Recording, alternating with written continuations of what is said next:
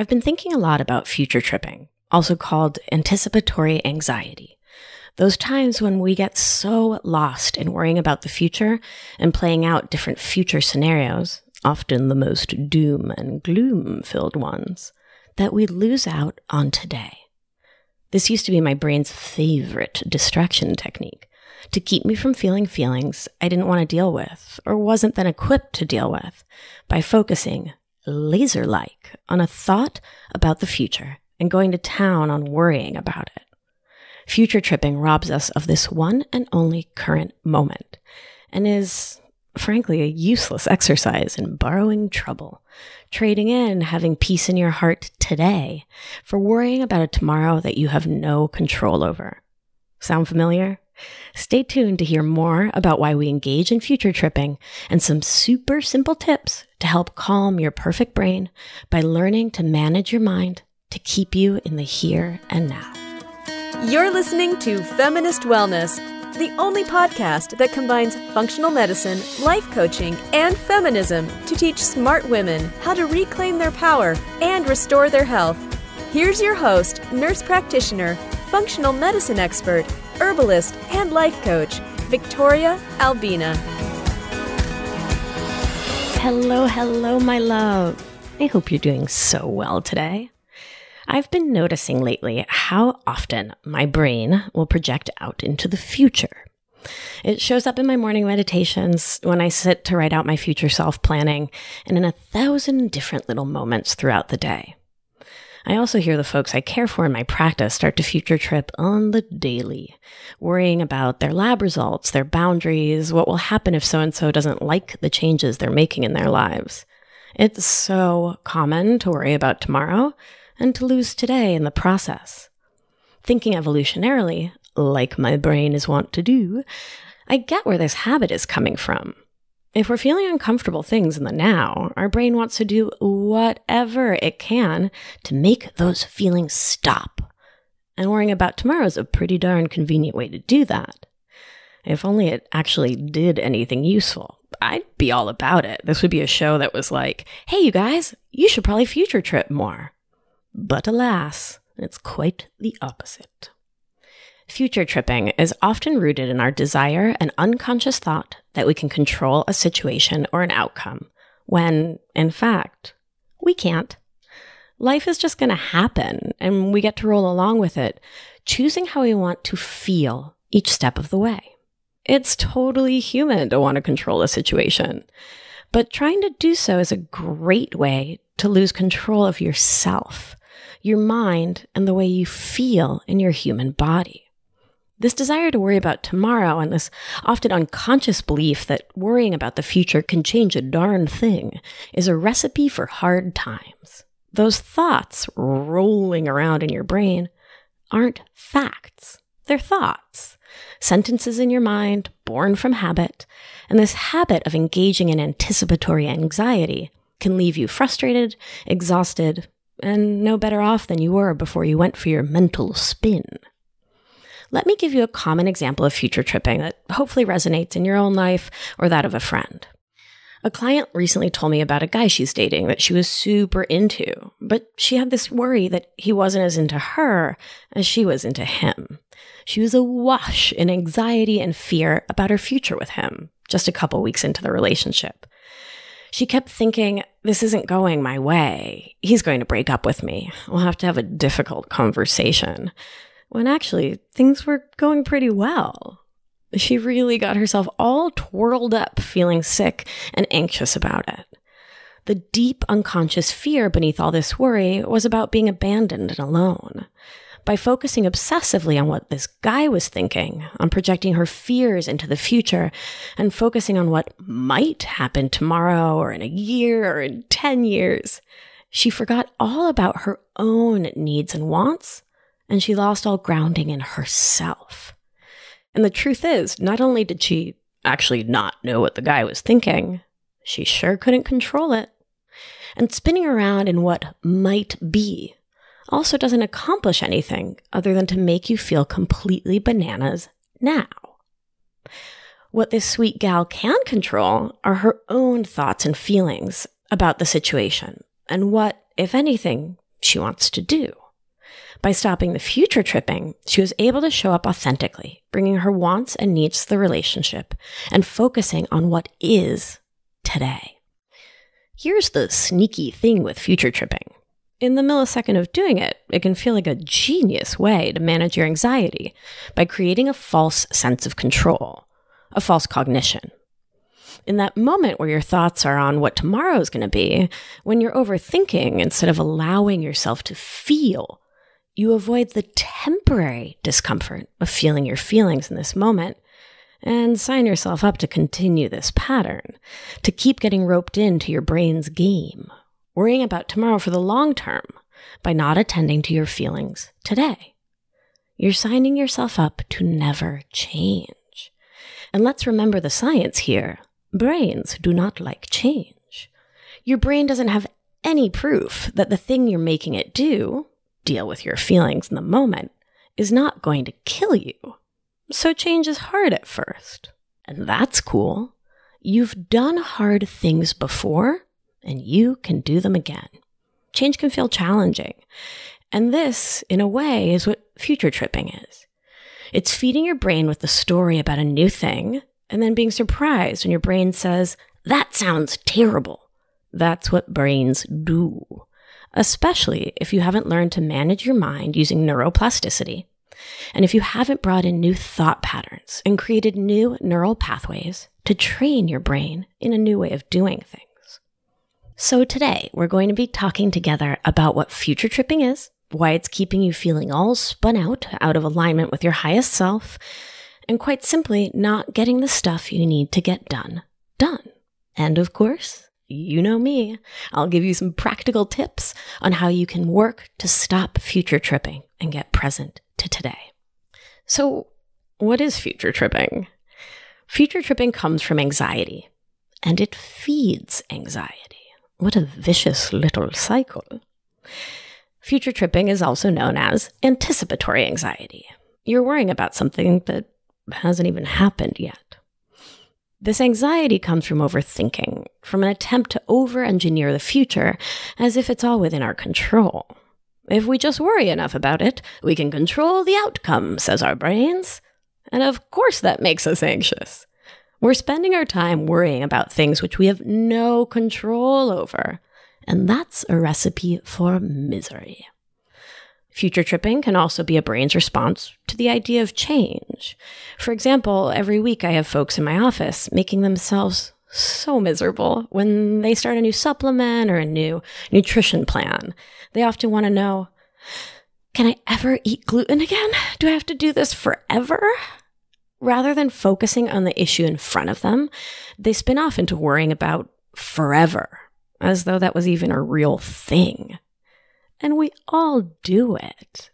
I mean, maybe in that moment you feel like you're being proactive.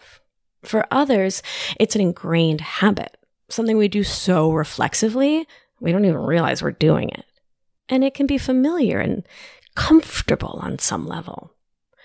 To bring my beloved cognitive behavioral science framework into this, the idea of forever is just an idea. None of us actually have proof that tomorrow is going to happen. And given the way climate change is going, I mean, come on, right? But seriously, tomorrow's not promised. We have no idea if tomorrow will ever come.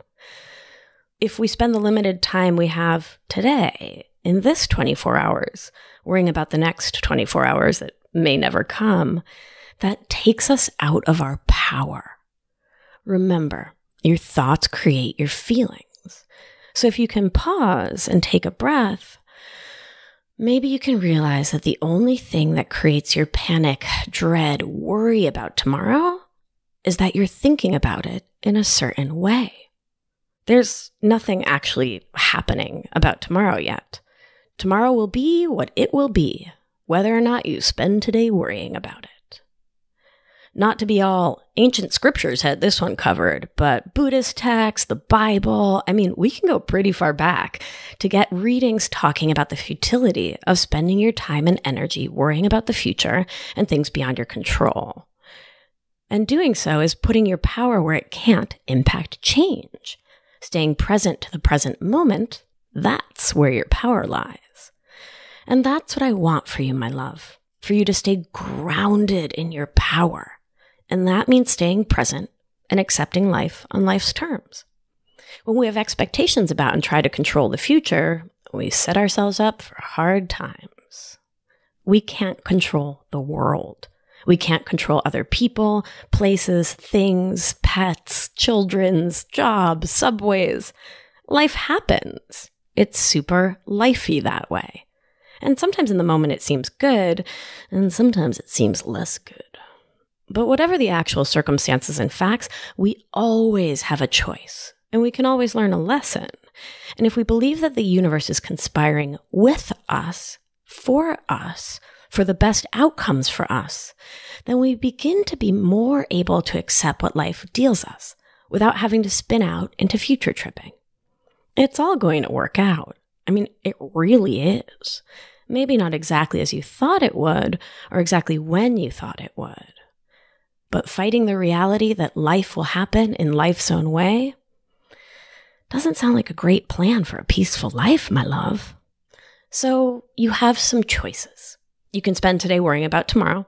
You can borrow trouble, make yourself feel all kinds of terrible, imagining all the worst things.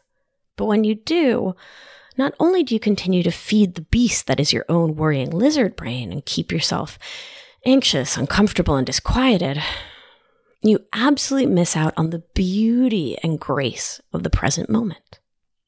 To be clear, I'm not saying you shouldn't plan for the future. I love it when you plan for the future. When you meal plan so lunch isn't a daily cluster cuss. I love saying cluster cuss. It really makes me laugh. When you write goes to yogas on your schedule and actually block that time and go to there, I love it. I love it when you plan your work and work your plan. What I'm saying is that you get to be thoughtful about the kind of energy and expectations you bring to future planning. If it creates tension in your body, anxiety, worry, you get to sit with that and ask yourself what's going on that's creating that experience within you. And if you can bring a neutral energy and be willing to get neutral about the eventual outcome of your actions, you are operating from a much more powerful place.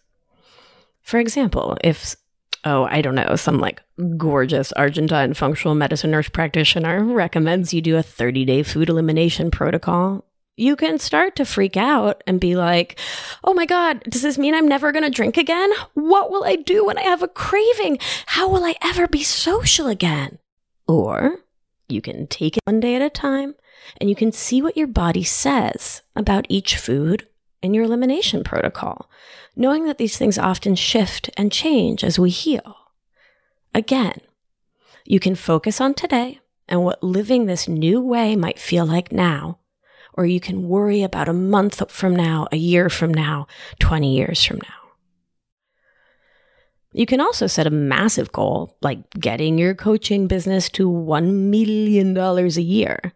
You can take the classes, write the course, advertise it, hire the people, make the website, and you can choose to keep showing up day by day to work towards your dreams.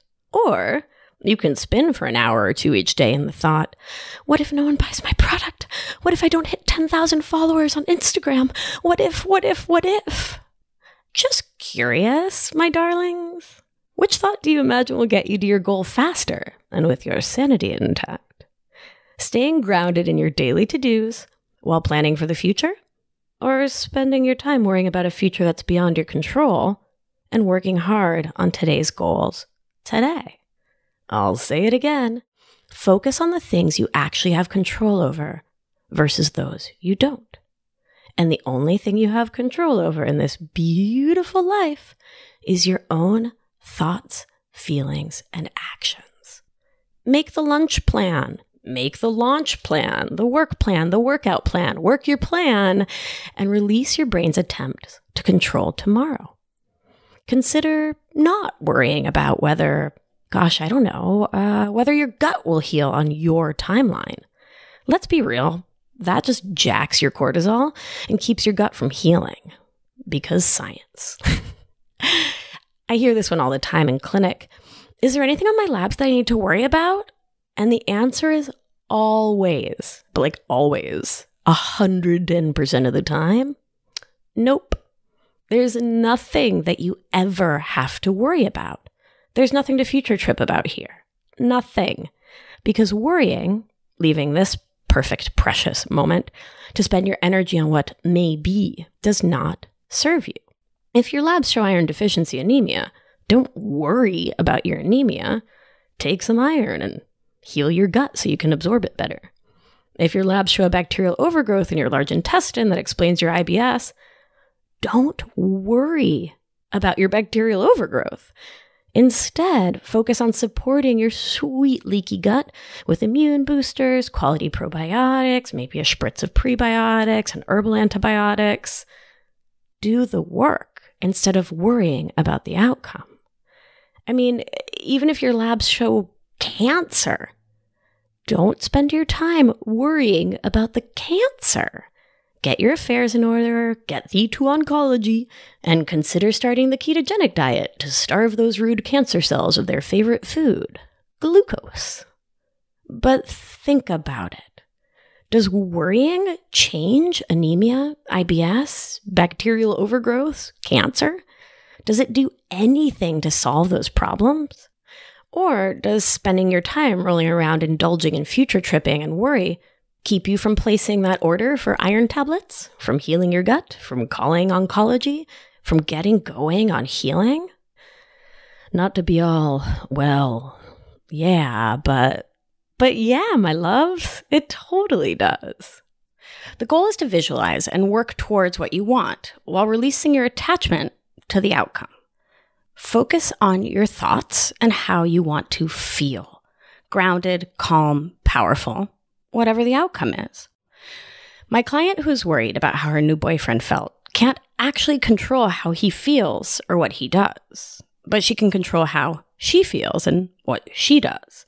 She can choose to stay grounded in what she wants and needs from the relationship and can communicate that clearly. It may or may not work out, but she'll be acting from a grounded, authentic place that is ultimately in her own best interest. Either he feels the same way or he doesn't. Either way, she's staying centered in the present and who she wants to be and what she wants in a partner. The key to avoiding future tripping is simple. Focus on today, one day at a time.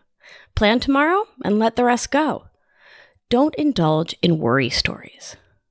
Put your energy on what you can control and let go of the things you can't. But how? Your brain may be screaming, but how?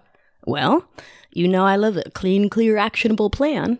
I am, after all, a nurse at my core, and there are few things we love more than a protocol and a plan.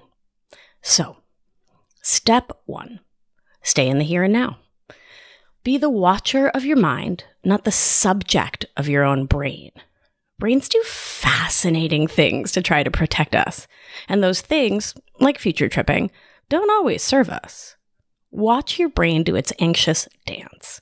Observe it without judgment, and when you see it starting to thrust you into the future that may be full of doom and despair, take 5 deep, slow belly breaths. Breathe in and out. See? Isn't that so much better? To nerd out just a bit, deep breathing shifts the oxygen-carbon dioxide balance in your body and has a deep chemical calming effect on you. It shifts you from a sympathetic or freak the F out state to a calm, parasympathetic state. Your body is so magical. Remember that you have this simple tool of breathing to help you begin to interrupt old habits. Deep breath in and out. Observe your brain and breathe in and out. Step 2 is to allow the feelings. If you're worried or concerned, feel those feelings in your body. Ask yourself where they live. When I start to worry, I get like a tightening in my chest and throat. Sometimes my neck will start to hurt. My back feels tense. Attend to your own perfect human body. Ask your body where the tightness is, and then give each tight or tense place some love. Consider doing a body scan meditation, even for just 2 minutes, and recognize where your body is holding this energy. Feel it and start to release it by relaxing each tense part of you. Remember, no one ever died of feelings. They're just energy or sensation in your body caused by a thought. You have the power to change your physical experience, the way you feel, by changing your thoughts about the situation. But first, we cannot push the feelings away, but rather we allow them, feel them, give them love, and then start to release them and bring a new story in. This is amazing news, my love. Having allowed our feelings, we get to pause in step 3 and remember that your thoughts, a sentence in your mind, a cognition, a story, create your feelings, which are the movement of energy and sensation through our bodies. We take action because of our feelings, the way our body interprets our thoughts. This is the think, feel, act cycle. You always get to pause and recognize the thought creating the feeling, worry, freak out, panic, spin. And you get to ask yourself if you want to keep feeling this less than pleasant way, or if you want to feel better by choosing a different thought, such as, future tripping and worrying about this changes nothing. And I'm going to do everything I can to get the outcomes I want, my best health, a happy relationship, the job of my dreams, one little day at a time. If hearing that makes you say, like, oh, no, that's some positivity bullshit, that's not going to work for me, then it's not the right thought for you. Please don't try to lie to your brain. It won't believe you, and change will be elusive. If the new thought I just shared feels completely unattainable, just try stating the facts. Facting it, one of my favorite non-words, has been so helpful for me and kind of always makes me feel like Dwight on The Office, and it's hard not to laugh when you sound like Dwight, which really helps me remember not to make things such a big deal. Fact. I had blood work drawn. Fact. My functional medicine provider will go over all my results with me soon. Fact. If there was something that needed immediate attention, she would call me. Fact. Whatever the outcome is, we'll create a plan together to move my health forward. Question. Which bear is best? Fact. Bears eat beets. You know I could go on like this, right, you guys? Like, I could totally nerd out about The Office for like maybe, I don't know, 100 episodes of this podcast. All right, I'll make myself stop. All right. Step 4. Sorry, I'm still laughing at which bear is best. Extra points if you get the reference. And even though the essential oil giveaway is over, the first person to post in their story sharing this podcast and like that you got the reference and like continuing the joke, I'll send you a set of my essential oil rollers. So there you go. All right, let's refocus. I'm going to take a big, deep cleansing breath. Step 4. Check in with yourself before you make a rash, worried, future-based decision. A couple episodes back, I talked about a client of mine who thought her company might fold. She might lose her job. And so she sent out 30 resumes and got a bunch of offers when in fact, she needed 0.0 jobs. She still had hers. She then had a bit of a cluster on her hands. She didn't know if her organization would fold or not, if she'd need these job offers and contacts in the future or at all, and had to figure out how to turn these many job offers down without making a mess of it. Had she just paused long enough to see that she was projecting her fear about the future into today, and she was borrowing an awful lot of trouble from tomorrow to manage her feelings of fear today, she could have waited to send those resumes out. And I think most of us have done this in one way or another, sent the email or the text or the voicemail without thinking it through from that rash, worried place. Take a deep breath, my love. Don't just do something. Sit there. Finally, write it out on paper. Things that swirl around in our head make us feel, well, swirly. It's amazing the clarity I get when I write things out. Journaling is such an important part of my everyday. It helps me put real distance between myself and the thoughts my brain is thinking on autopilot. Every morning I do a thought download, which is when I write out all the worried thoughts, the regret thoughts, the concerned thoughts, the angry thoughts, the happy thoughts too, and I get them out of my head.